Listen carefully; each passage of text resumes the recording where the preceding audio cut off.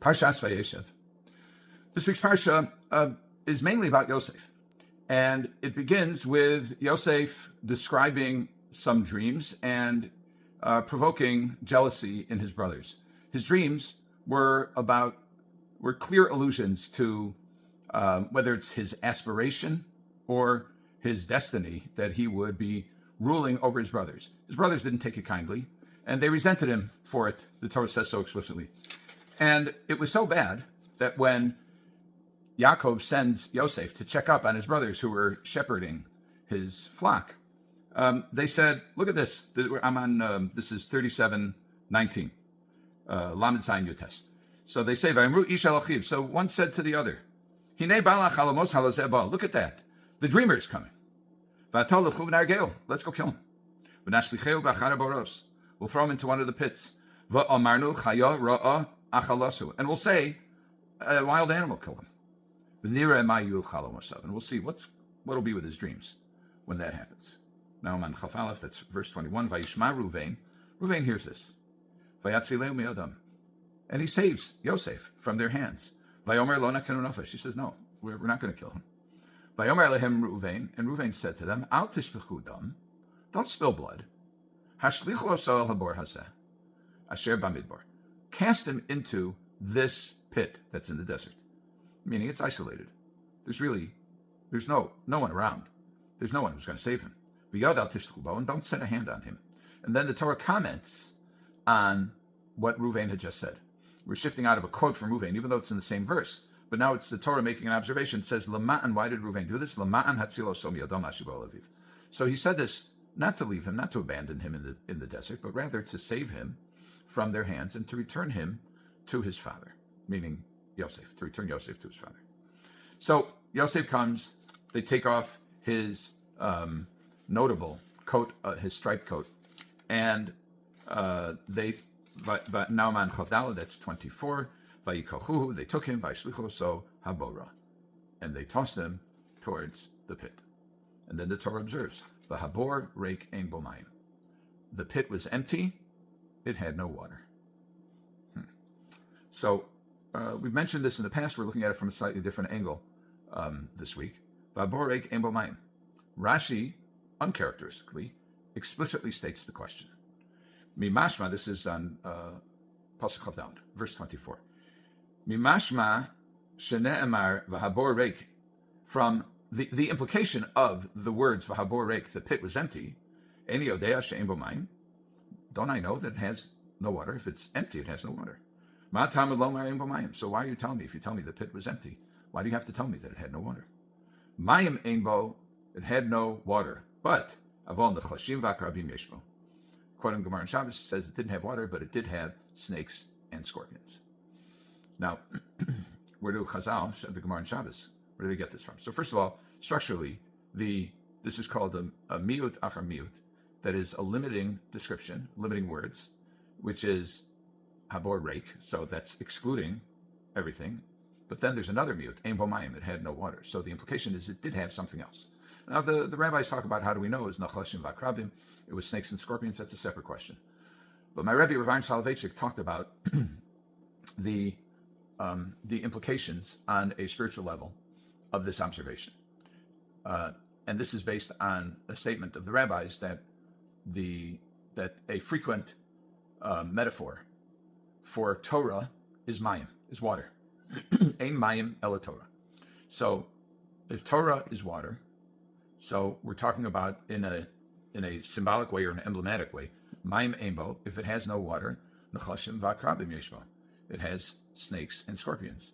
And Rav Ahron Soloveichik said that there is a law of nature, which is that nature abhors a vacuum.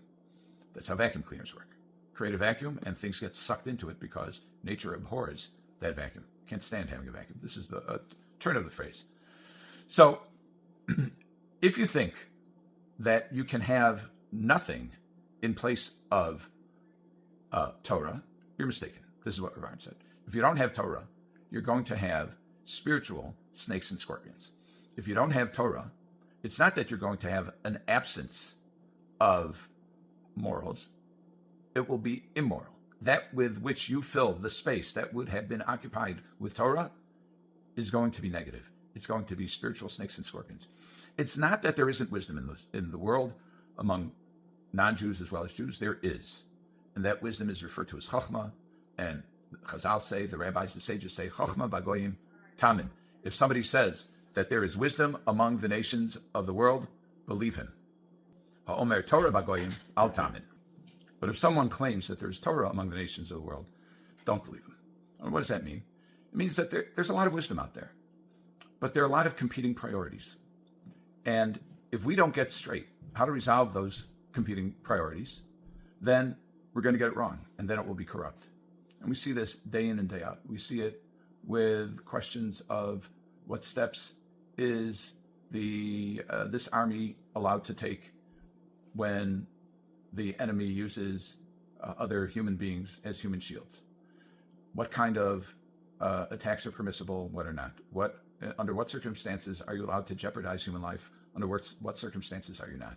We have questions of how should a person spend his time in life? We have questions, competing values of money and quality of life, of money and family, of family and spirituality. The Rambam talks about the obligation to learn. He says even if a person is married, if a man is married and he has children, nevertheless he has to carve out time for learning. In other words, we establish priorities based on Torah. And what if famous, terrible scenario of two people walking to the desert and one person has a canteen with enough water to sustain only one person? So what do you do? So there's a difference of opinion about whether you should share it. If they would share, they would both die. And the other reasoning is chayacha v'chay chavercha, chayacha kodmin. Your life and the life of your friend, your life comes first. In other words, we live to do chesed. That's what we do. But we are primarily responsible for ourselves. We're not only responsible for ourselves, but we are primarily responsible for ourselves. So the notion that a person should rather give up his life than assert that his life takes preeminence for him. These are difficult questions, and they're questions that come up, and unfortunately tragically they came up in the Holocaust when people had the opportunity to save a child from a detail that would involve certain death. But it also meant that somebody else would take his place, and it would be a death sentence for that somebody else. Is it permissible to advocate on behalf of your child? There are shilos, there are responsa, questions that were presented to halachic authorities in the concentration camps to decide what's the proper way to act. It comes down to Torah is our guide. Torah takes the wisdom, not only the wisdom of the world, but takes its own wisdom and the wisdom in the world, and it prioritizes it so that we have an understanding of how we should act.